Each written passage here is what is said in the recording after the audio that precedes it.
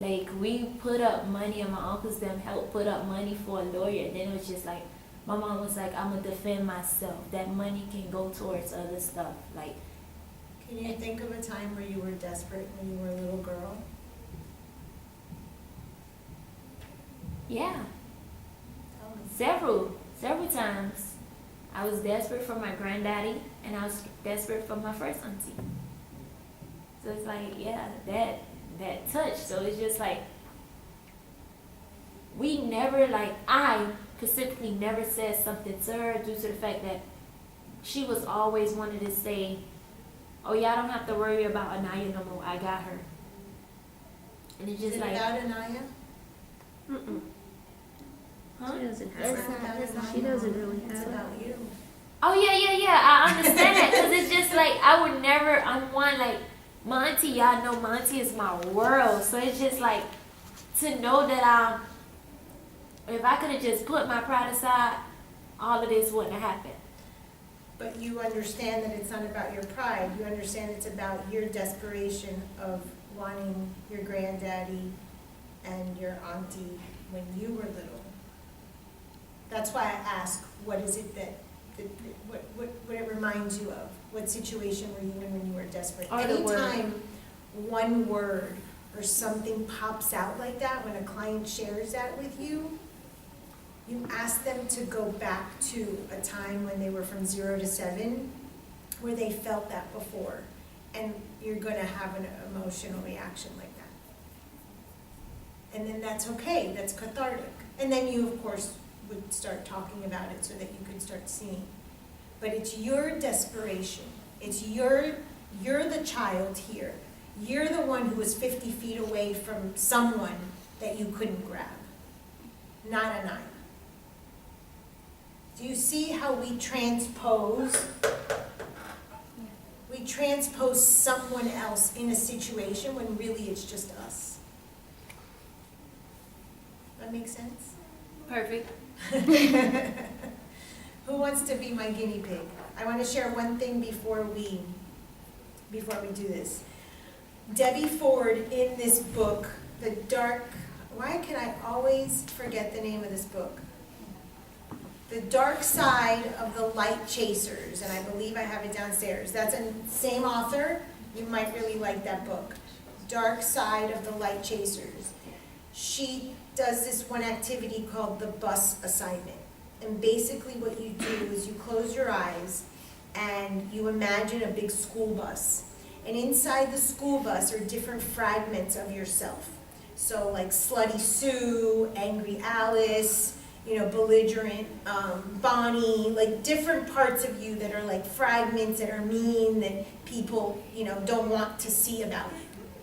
So if we're talking about anger, we can, and for you, you can do Angry Al, belligerent, Ben, it could be men.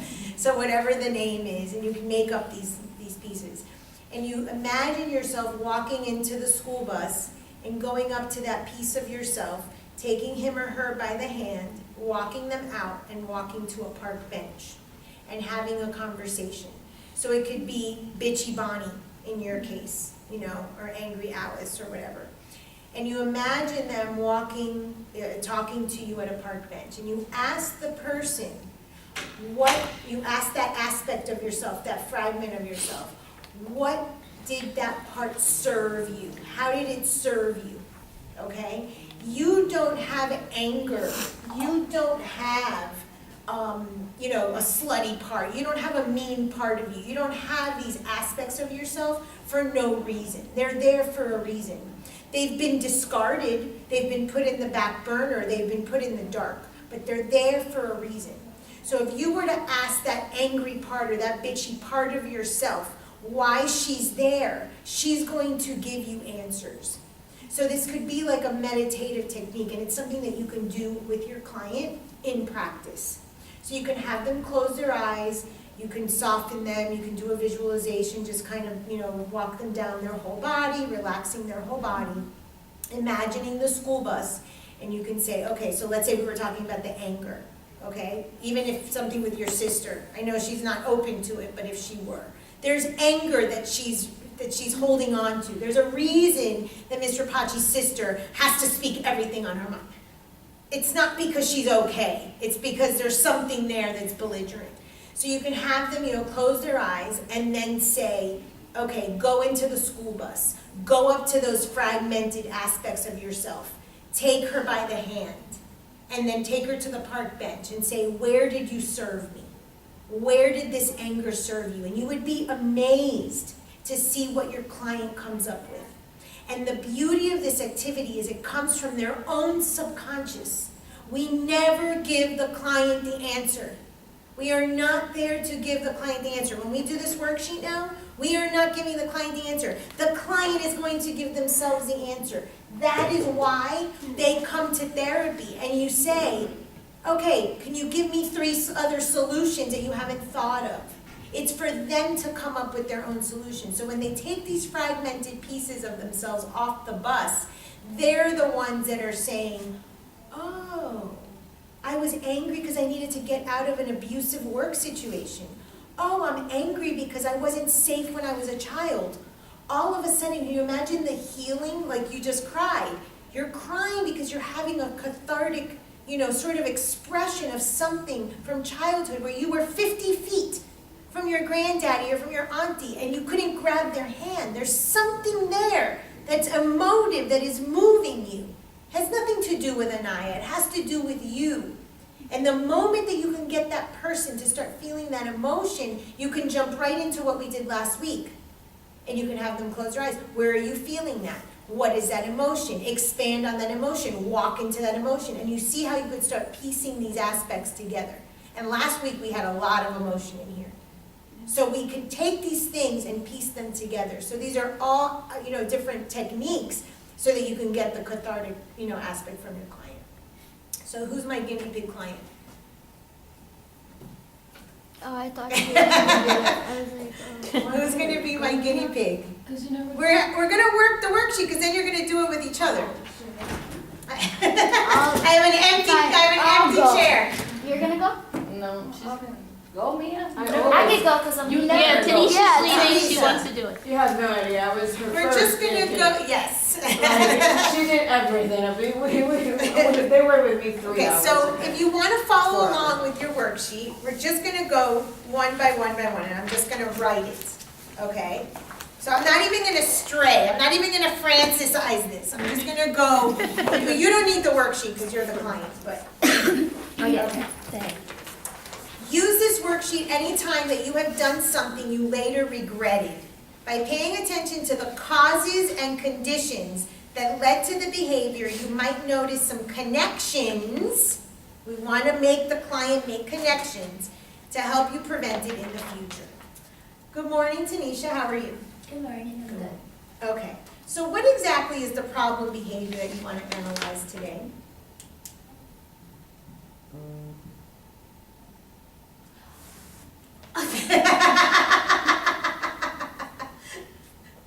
And not always do clients know what they want to talk about. My patience. Patience. Okay. Can you tell me a little bit about what's going on with your lack of patience or impatience? I would say it's starting to get to me. For instance, I feel I have a lot of patience for children, but when it comes to adults,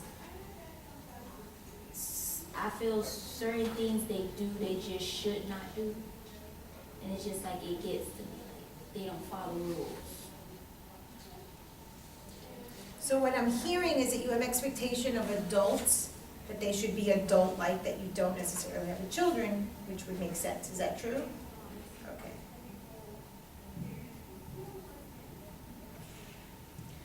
So is there a specific event that has triggered this impatience that you've noticed about yourself lately? Me finishing school. Oh, tell me about that. First of all, congratulations. Thank you. Very exciting.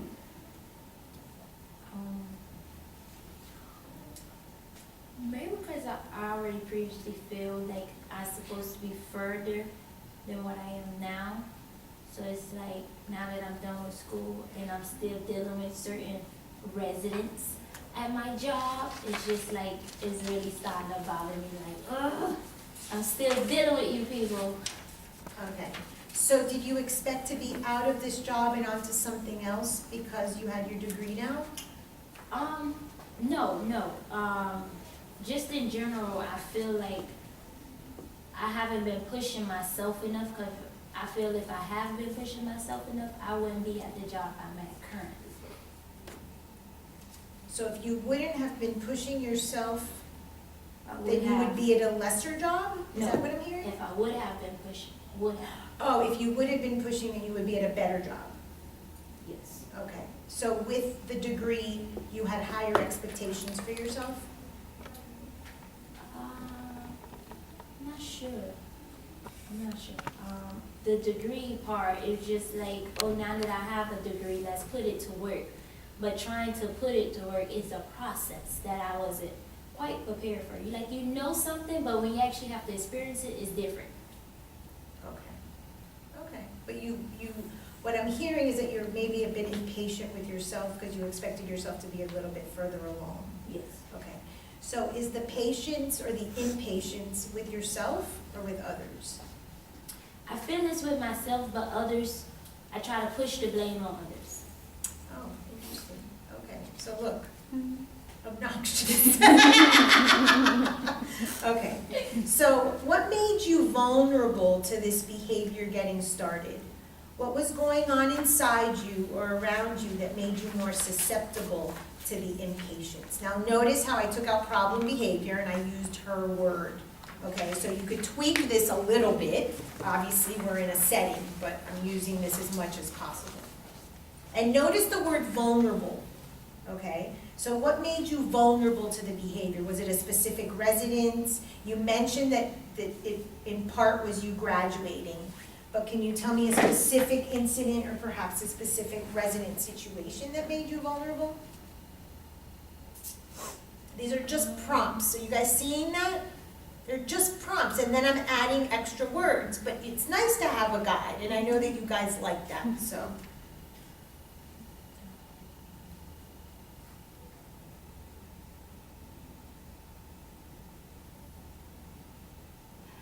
I don't directly remember the incident, but there was a resident mad at me for something that was like really didn't have to do with me. And then there was another resident witnessing what's going on, and she was like, don't let them get to you because this job not gonna last long. You have, there's more lined up for you, so don't let it get to you. How did it feel to hear that there's something more for you, but that you're stuck here? It bothered me like shit, because it's like, you hear certain things, several residents tell me that often, but not always in the same way, but they're telling you the same thing in different ways. But it's like when certain residents say it at a certain time, it'll touch a nerve. Yeah. So it's just like, oh, you know what, I'm not even gonna argue back with you, because that's not my problem. I cannot fix that. It's not something I caused to happen. And it's like, and then I'm already feel like I should be further in life, and then you come and tell me this. It's just like, but yet I'm still here.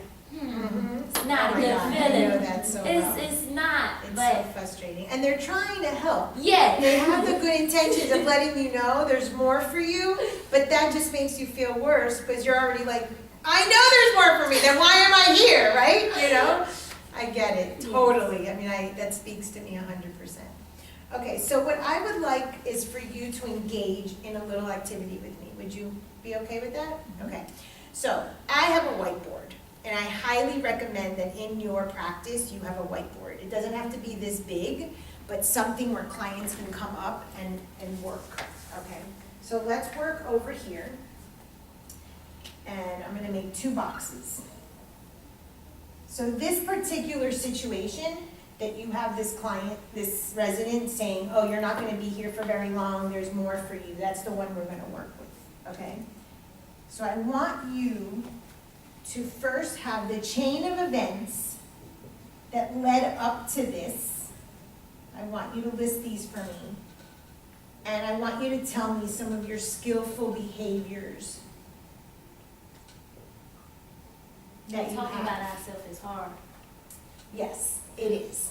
But the thing is that you're placing some blame on yourself. You're placing blame on the fact that you haven't achieved sufficient, that you should be somewhere else, okay? So I want you to just take a moment and tell me what led up to you getting to this moment where you, where this resident pissed you off. What led to it? Yes. I don't remember the incident. I just know. Think of an incident that pissed you off. You said that you expect adults to behave a certain way. That with children you have patience, but with adults you have impatience. So think of a moment, if it wasn't this one, where you're impatient with one of your residents or with some adult. It could be an adult in your life. So let me just read what it says. In the left-hand column, in as much detail as possible, list the chain of events that led from the vulnerability, so you feeling that you should be further along, that you should have a better job. Include actions, body sensations, thoughts, feelings, and events in the environment. Then go back and fill out the right-hand column with more skillful behaviors you could have used to break the chain that led the problem behavior. So this is giving ownership to the client, okay? So we know you were vulnerable when the resident pushed your buttons and told you you should be further along. When you hear, oh, Tanisha, this job isn't for you for a very long time, where do you feel that? Like inside of me? Mhm. My chest. Okay, No, so- no, my throat. Okay, so It'll put, get tight. okay, so put tightness of your throat. No, in the chain of events box. I'm not trying to think, is it tightness in my throat or? Put it all.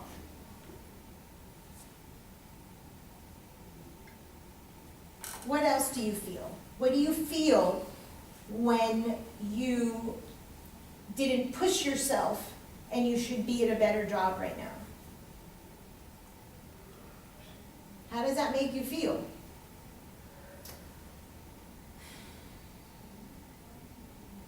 It worries me. Okay. Where do you carry the worry? And why does it worry you?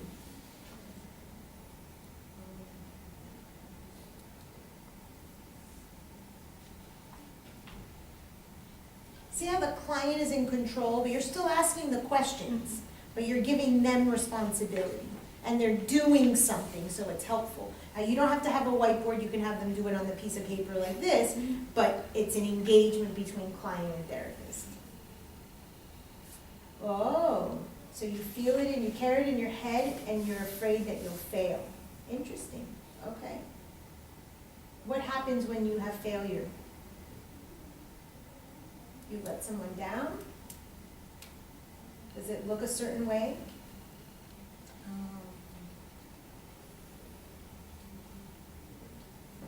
That's what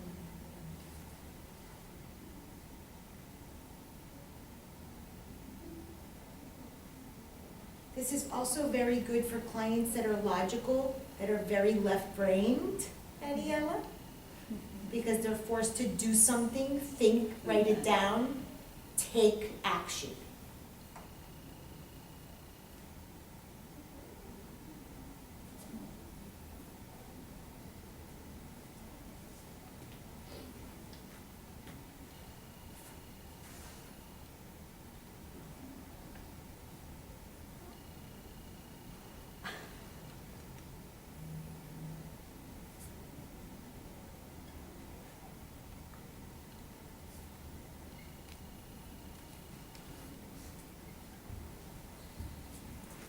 Prior feeling of not making it, being like family members, okay. Is there a specific family member that you have in mind that hasn't made it or that has failed, that you don't want to be like?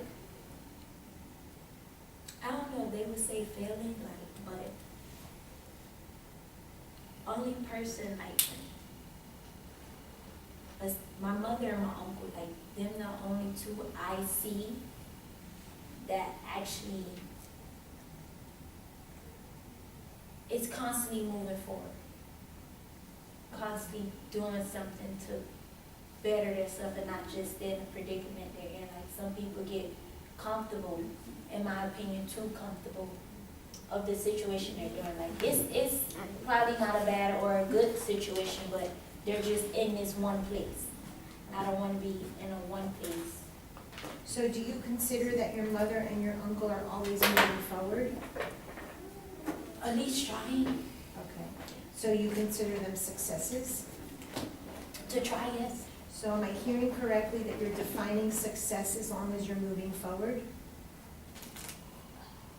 Success, yes, moving forward and to be successful is like there's a goal there and eventually I'm gonna get there. That's success to me. Okay. In the skillful behaviors box, can you talk to me or can you write a little bit about what you could do, what controlled behaviors you have or what behaviors you have control over that can keep you from moving forward? That can keep me from? That can keep you moving forward. Like for instance, you said that you should have pushed yourself to get a better job. And you're comparing yourself to your mother and your uncle, that as long as you're moving forward, you won't be a failure. Okay. Immediately, she knew what to do. Immediately. She needs more sleep, she needs to work. She didn't even hesitate. Look at that. She's like, boom, boom, boom, boom. We know what we need to do. We know what we need to do. This idea of we don't have our answers is a lie. We have our own answers. I knew I had to ask Ms. Rapace for help about my health and my car insurance. Forget Geico. I needed Mr. Rapace. For me to Flow. tell you. I didn't need Flow. I didn't need Flow or Liberty Mutual. I needed it. Be more open. A job search. Okay. Take a seat. So we're coming to the end of our session. Is there one thing that you can leave here today? You have a great list of skillful behaviors, by the way. I can see that you're really aware of the things that you need to do so that you can keep from repeating this vulnerable behavior and keeping from being impatient. Can you commit to one thing, a specific SMART goal? Do you remember when we talked about SMART goals in our previous sessions? Specific, measurable, attainable, realistic, and timely goals. Is there one thing you can commit to today and write on your paper that you'll do this week that's on your list? Perhaps sleeping 2 to 3 hours more, or applying to 10 jobs. So far. Okay, and what does that look for? What does that look like? When I'm at work, I'll find like jobs that I feel I'm qualified for. Even jobs that I'm not qualified for, because I was told that even if I'm not qualified, to still apply. So when I'm at work, I find at least two or three jobs on Indeed, and I apply to them either Monday, Wednesday, or Friday. And I have been doing that consistently. And now that Natalie told me about something, I have an extra one to apply to. Excellent. So I it's have been timely, doing that. it's specific. Any number that you'll apply to on a specific day? Like Yeah, 2 I give each myself day? 2, and I try to get to 3 to 4. Excellent. Okay, so it seems like you have a plan. Yeah, it's been working. Consistency is the key, which I kind of like it. Okay, well, it seems like you've got some answers for you, and that the impatience towards yourself and towards others, that you're on your way to working through it. Very nice. I'll see you next week. Oh, yeah. Okay. Awesome. Thank you. You see that we didn't even finish. I assume that most of the questions, because I'm a therapist and these are just, but you can follow the chain of events and you can give the client the responsibility to do these things. So now I want you to work with each other. Any questions, because at this point we're just going to do this and then we'll end. Any questions on how to use the worksheet? You can read it question by question. I want you one time to be the therapist and then one time to be the client. Well, everyone's gonna have a turn when time permitting, which I think we have plenty of time, right? We probably have enough time for everybody. 45 minutes. But I want everyone to put at least a few things on their paper that they can see that you do have the answers. That when you actually think about it, you do have the answers to your issues. Okay? All good? Okay.